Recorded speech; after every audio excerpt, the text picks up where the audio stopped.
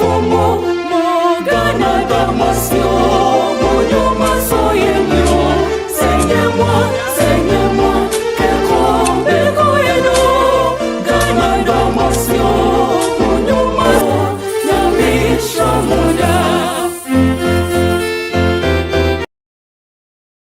evening, our listeners. This is Franklin Bobby discussing a very important topic, which is empowering women with disabilities in agriculture, bridging gaps for inclusive growth. As we are all aware, agriculture plays a crucial role in Ghana's economy. Yet, women with disabilities often face barriers in accessing extension services, training, and resources. Today, we explore how agriculture extension practices can be improved to empower farmers with disabilities and bridge existing gaps. To discuss, I'm joined by a distinguished panelists. We have an agriculture extension specialist by name Isaac Doe,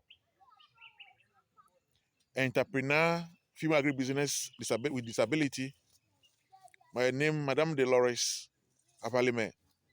We have a policy expert from the Ministry of Food and Agriculture by name Mr. Kwame Frifa, and we have the disability right advocate by name Dr. Ahin. They will be discussing this very important topic with us. To Isaac Doe, Mr. We'd like to know from you. We know agricultural extension is crucial in equipping farmers with knowledge and skills. How then can extension services be made more inclusive for women with disabilities?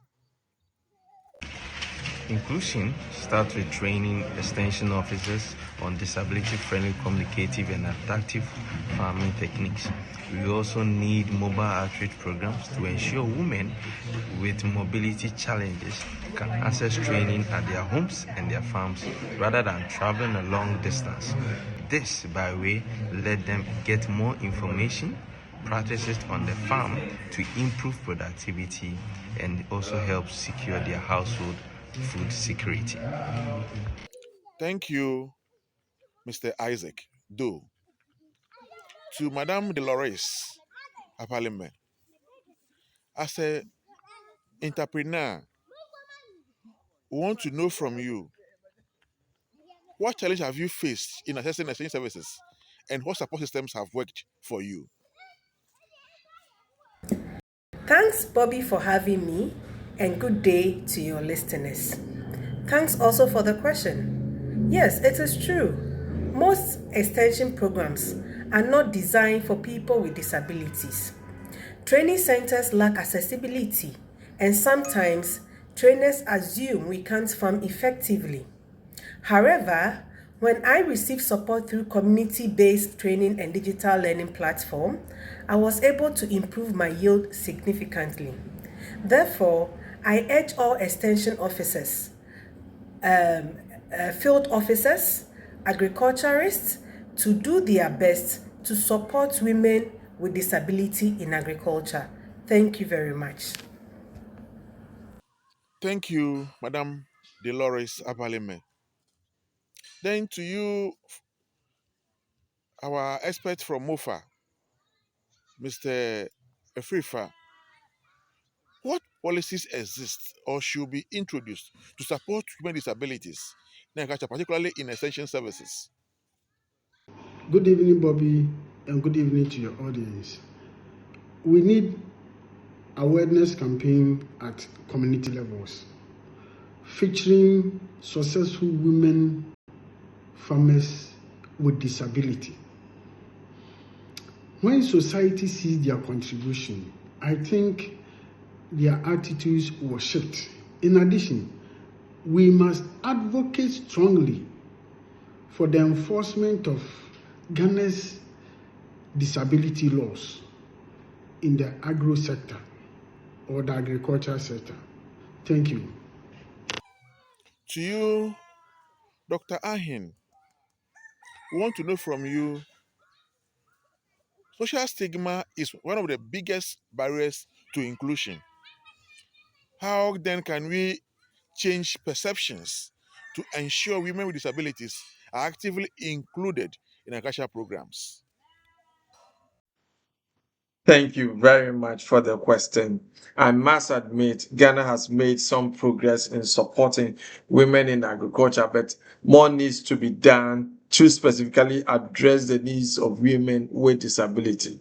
The Gender and Agriculture Development Strategy is a policy framework that aims to promote gender equality and empower women in agriculture. While it doesn't specifically focus on women with disability, it does recognizes the importance of supporting these vulnerable groups, which include women with disability. To better support women with disability in agriculture, policies could be introduced to one, improve accessibility. That is, ensuring that agriculture extension services and training programs are accessible to women with disability. Two, provide specialized training. That is, by offering training programs that cater to the specific needs of women with disabilities, such as adaptive agriculture techniques. Three, by increasing representation of women with disability. That is, by encouraging women with disability to participate in decision-making processes and leadership positions in agricultural organizations. Four, by addressing stigmatization and discrimination. How? By implementing initiatives to raise awareness and challenge stigma and discrimination against women with disability. I believe organizations like Ghana Federation of the Disability Organization are already working to empower women with disability, which also uh, ensures that these issues are kept.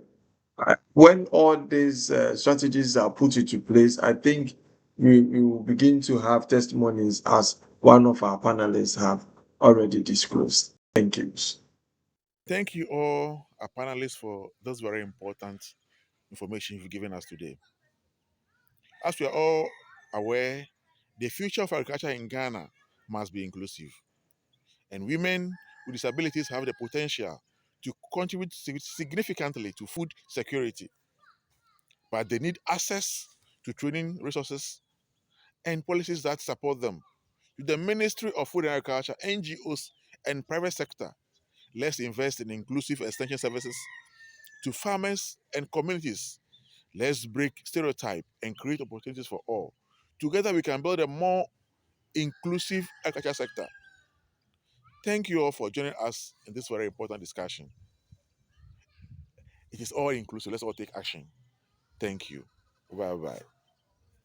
Ishamuda, Ekomo, Osyomo, Ebiemo, Autremo, Nina.